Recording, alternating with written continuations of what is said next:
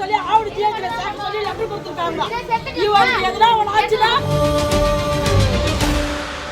Load ஆட்டோக்களை வாடகைக்கு எடுத்து தன் சொந்த ஆட்டோ போல் விற்பனை செய்த நபர் கைது செய்யப்பட்டவருக்காக காவல் நிலையத்தில் வாதாட வந்த 5 வழக்கறிஞர்கள்.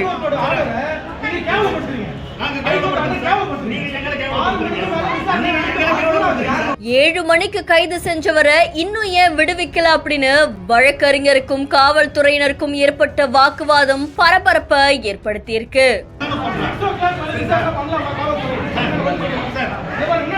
திருவண்ணாமலை மாவட்டம் வந்தவாசியில லோடு ஆட்டோக்களை வாடகை எடுத்து விற்பனை செஞ்ச நபரை போலீசார் கைது செஞ்சிருக்காங்க.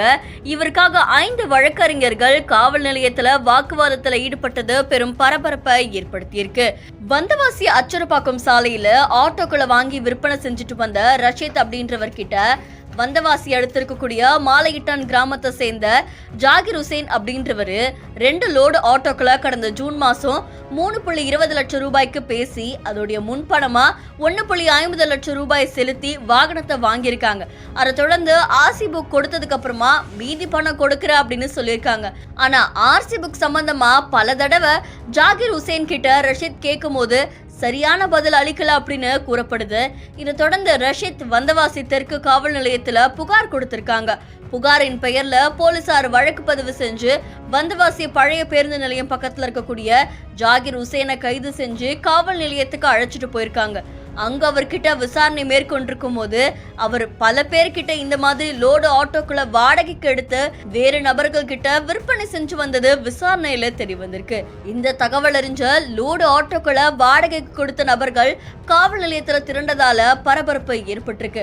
வாடகைக்கு கொடுத்த அந்த 7 பேரும் காவல் நிலையத்துல தனித்தனியா புகார் கொடுத்திருக்காங்க.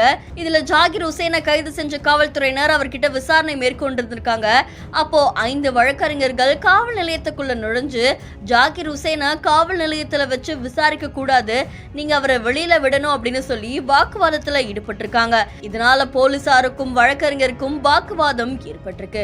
இதை தொடர்ந்து போலீசார் அந்த லோடு ஆட்டோவை வாடகைக்கு எடுத்த விற்பனை செஞ்ச குற்றத்துக்காக ஜாகிர் ஹுசேனை கைது செஞ்சு நீதிமன்றத்தில் ஆஜர்படுத்தி சிறையில அடைச்சிருக்காங்க.